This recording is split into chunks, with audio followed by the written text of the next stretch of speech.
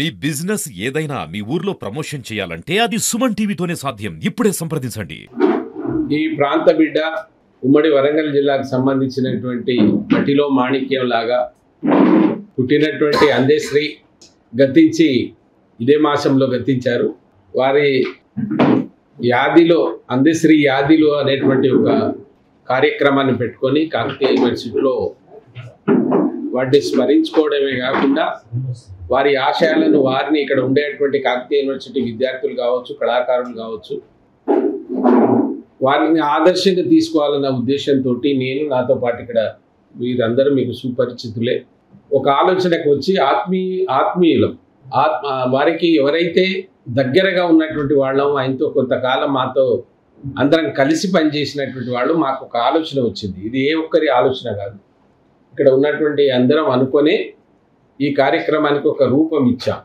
అందేశ్రీ యాదిలో అనేటువంటి ఒక పేరుతోటి రేపు 29 నాడు ఇక్కడ శనివారం 2 గంటలకు కాకతీయ విశ్వవిద్యాలయం సెనేట్ హాల్, ఏ సెనేట్ హాల్లో అతని గొంతు విప్పి ఈ జనాన్ని ఆకర్షించి విద్యార్థులను చైతన్యం పరిచినటువంటి అదే ప్లేస్లో వారికి ఘనంగా స్మరించుకోవాలన్న ఉద్దేశంతో ఈ కార్యక్రమాన్ని నిర్ణయించాం. మరి దానికి అందరూ సహకరించడానికి ముందుకొచ్చారు. వాళ్ళకు కూడా ధన్యవాదాలు తెలియజేస్తూ, ఏంటంటే ఆయన ఎంత గొప్పవాడంటే నాకు ఒక గుర్తు ఉంది. చనిపోతే అందరినీ కాలబెడతారు, దానం చేస్తారు, అట్లా కాకుండా నన్ను ఖననం చేయండి, భూమిలో పెడితే ఆ భూమిలో నేను ఎరువునై, ఆ మట్టిలో ఎరువునై ఈ పర్యావరణాన్ని పచ్చగా ఉండడానికి కాపాడినట్టుగా నేను ఉండాలనే ఆశ ఉంది, నన్ను మీరు చితి పేర్చి కాల్చకండి అని చెప్పినటువంటి మాటలు కూడా కొన్నిసార్లు గుర్తుకొస్తాయి. 1, 2 అని చెప్పలేం. కాకతీయ అదే హాల్లో ఒక పాట పాడాడు అతను. కొమ్మ జెక్కుతే బొమ్మర కొలిసి మొక్కుతే తల్లి అంటే పిల్లలంతా నిలబడి, అసలు ప్రెస్ వాళ్ళే నిలబడి ఆయనకు స్టాండింగ్ ఓవెన్స్ చేయాలని పట్టుబట్టారు.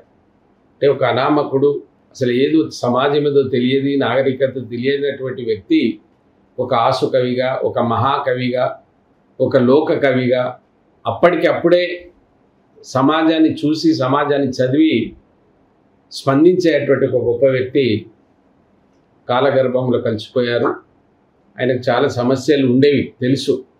ఒక 10 ఏళ్ళు ఆయన ఇబ్బంది కూడా పడ్డ టీఆర్ఎస్ ప్రభుత్వంలో ఒక 10 సంవత్సరాల కొంత ఇబ్బంది పాల్గొయ్యారు. ఎందుకంటే ఆయన రాసినటువంటి పాట జాతీయ గీతం అవుతుంది అనుకున్నాం రాష్ట్రం, అది కాలేకపోయింది. కానీ చివరికి ఇప్పుడు ఉన్నటువంటి కాంగ్రెస్ ప్రభుత్వం ఆయనను హానర్ చేసినందుకు అభినందిస్తున్నాం. దాంట్లో ఎలాంటి సంశయం లేదు. ఒక గొప్ప అవకాశం ఇచ్చి ఆయనను చివరి దశలోనే ఆయనను గుర్తించినందుకు ప్రభుత్వాన్ని అభినందిస్తూ, మేము ఆ రోజు కూడా కోరాం, ఇప్పుడు రేపు సభలో కోరుతాం, మేము ఇప్పుడు కూడా కోరుతాము. ఒక స్మృతి వనాన్ని పెట్టగలిగితే ఆయన పేరు మీద, ఆ స్మృతి వనంలో ఆయన మొత్తం బయోడేటా మొత్తం చిత్రీకరించి చేయగలిగితే, ఆయనే ఒక ల్యాబొరేటరీ, ఆయనే ఒక నృత్య శాల ఏదైతే ఉంటుందో నేర్చుకోవడానికి అతనే ఒక గైడ్గా ఉంటాడనేది చెప్తే దాన్ని కూడా ప్రభుత్వం ఒప్పుకుంది. కనుక మీ అందరినీ ఒకటే కోరేది ఏంటంటే, ఇది ఏ రాజకీయ పార్టీలకు కానీ ఏ సంస్థలకు కానీ ఎవరికి సంబంధం లేదు, వారి ఆత్మీయులుగా అందరినీ ఇన్వైట్ చేస్తూ ఉన్నాం. రాజకీయ నాయకులు రావచ్చు, ప్రజా సంఘాలు రావచ్చు, కళావేదిక అయితే సాహితీ లోకం రావచ్చు, అందరినీ విద్యార్థులు, ముఖ్యంగా కాకతీయ యూనివర్సిటీ వారికి మనం డాక్టరేట్ ఇవ్వడంలో ఒక ప్రధాన పాత్ర పోషించిన నేను, నాతో పాటు ఉన్నటువంటి ఈసీ మెంబర్లు వస్తున్నారు. గోపాల్ రెడ్డి గారు లోకల్లో లేరు, లింగమూర్తి గారి కాలంలో వారికి డాక్టరేట్ ఇచ్చాం కనుక వారిని కూడా ఇన్వైట్ చేస్తాం. ఇక్కడ ఉన్న స్థానిక మన వీసీ గారి అవకాశం ఇచ్చారు ఇక్కడ పెట్టుకోమని, వారికి కూడా ధన్యవాదాలు తెలియజేస్తూ, ముఖ్యంగా మిమ్మల్ని అందరినీ కోరేది ఏంటంటే 2 గంటలకు షార్ప్గా కాకతీయ యూనివర్సిటీ సెనేట్ హాల్కి మాతో మీరు కూడా ఈ పార్టిసిపేషనే కాదు, దీంట్లో మీరు కూడా భాగస్వామి. మా ఆత్మీయ మిత్రులతో పాటు కళాకారులు, ముఖ్యంగా ప్రింట్ అండ్ ఎలక్ట్రానిక్ మీడియా కూడా మాతో కలిసి పనిచేస్తుందని చెప్పడంలో సందేహం లేదు. మీరు కూడా మాతో కలిసి పనిచేయాలని తెలియజేస్తూ, విఎస్ రెడ్డి గారు మాట్లాడిన తర్వాత వెంకటనారాయణ గారు ముగిస్తారు. ఆత్మబంధువులు అంటే ఇక్కడ కులం కానీ మతం కానీ రాజకీయం కానీ ఇక్కడ ఉండదు. అందేశ్రీ సందర్భంలో అంటాడు నా దగ్గర, నేను గన్నును, ట్రిగ్గర్ లేని గన్నును, గుండు బయటికి రాదు గుండె వలుగుతుంది. అంటే ఒక కవిగా సమాజం పైన ఎంత మమకారం ఉంటే తప్ప ఆ పదం మాట్లాడలేడు. మాట్లాడినంటే అతని ప్రతి పాట కూడా పాలకుల పైన ఎక్కుపెట్టిన గుండె. ఎంతోమంది గుండెలు విసిపోయినాయి, కొందరు మూలపడి కూడా ఉన్నారు. ఈరోజు అందశ్రీ గొంతు కానీ అందశ్రీ మాట కానీ ప్రజలంతా ప్రభావితం చేసి తెలంగాణ ఉద్యమంలో చాలా ముందుండి తీసుకెళ్ళిన వ్యక్తి అమరుడైన సందర్భంగా ఒక స్మరణ అందశ్రీ యాదవ్ స్మరణ సభ ఏర్పాటు చేస్తున్నాం. దీనికి అందరూ ఇచ్చేసి దిగ్విజయపరచాలని నిర్ణయించుకుంటున్నాం. ఈ ఆది సభ కాకతీయ విశ్వవిద్యాలయంలో ఏర్పాటు చేసినటువంటి అందశ్రీ ఆత్మీయులు కానీ అదేవిధంగా అభిమానులకు కానీ అందరినీ రావాల్సినటువంటి అవసరం ఉంటుందని తెలియజేస్తూ ఈ అందశ్రీ ఈ ఆది సభ అనేది మనము ఆయనను స్ఫూర్తిగా తీసుకోవాలి. ప్రాంతం కానీ స్ఫూర్తిగా తీసుకుంటుంది, ఆయన సాహిత్యం కానీ స్ఫూర్తిగా తీసుకుంటుంది. కాబట్టి ఈ ఆది సభ అనేది విజయవంతం చేయవలసినటువంటి అవసరము అభిమానులపై ఆత్మీయులపై ఉంటుందని ఈ సందర్భంగా తెలియజేయడం కూడా జరుగుతుంది. తెలంగాణ జనజీవన కేతనం అందశ్రీ. ఆయన లేడు, కాకపోతే ఆయన మాటలు ఉన్నాయి, ఆయన పాటలు ఉన్నాయి. వాటిని ముందు తరాలకు అందించాల్సిన బాధ్యత వరంగల్ మట్టి బిడ్డలుగా మన అందరి మీద ఉంది. ఆయన ఏ ఒక్కడికో సొంతమైనటువంటి వ్యక్తి కాదు. ఇవాళ కౌలు కళాకారులు అంటే ఒక జాతి సంపద. ఆ వరుసలో మనం పాల్కొరికి, పోతన, కాళోజీ ఇవాళ అందశ్రీ.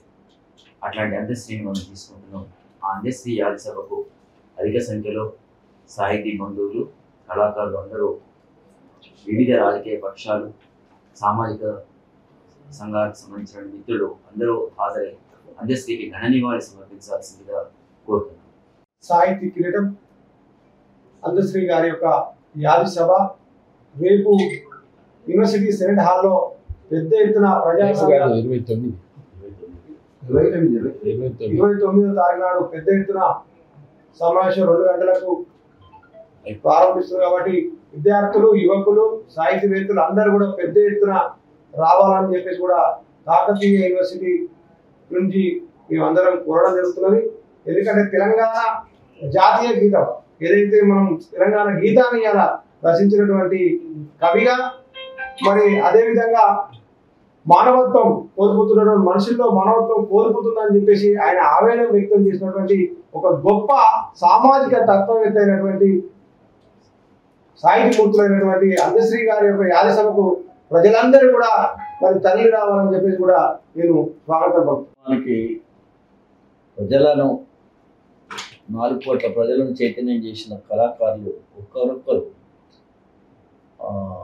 ముందు గూడంజన్న, ఆ తర్వాత మన అందరు గారు, ఇప్పుడు అందశ్రీ మనలో లేకుండా పోయడం అనేది చాలా బాధాకరమైన విషయంగా. రెండవది, తెలంగాణ వచ్చిన తర్వాత ఈ కళాకారులను, ముఖ్యంగా ఈ పెద్ద కళాకారులు ఎవరైతే మనం అనుకుంటున్నామో వాళ్ళని అవమానపరిచినటువంటి విధానం కూడా మనం చూసినాం. సరే, ఇవాళ సడన్గా చనిపోయినటువంటి ప్రజాకవి, లోకకవి అని మనం ఏదైతే అనుకున్నామో, వారు మానవ విలువలు, సామాజిక విలువలు సమసిపోతున్నాయి అనే విషయాలను చెప్పడం ఇవాళ ఈనాటి యువతకు కానీ ఈనాటి ప్రజలకు కానీ చాలా అవసరం అది. కాబట్టి వారి యాద సభ పెట్టి కనీసం మరొకసారి ఈ సమాజం మరొకసారి పునరుజ్జీవం పోసుకోవాలి, అటువంటి వారిని తలుచుకొని అని కోరుతూ విద్యార్థులు, యువకులు, ఉద్యమకారులు కూడా వేలాది మంది ఉద్యమకారులు అన్ని రంగాల్లో ఉన్నది.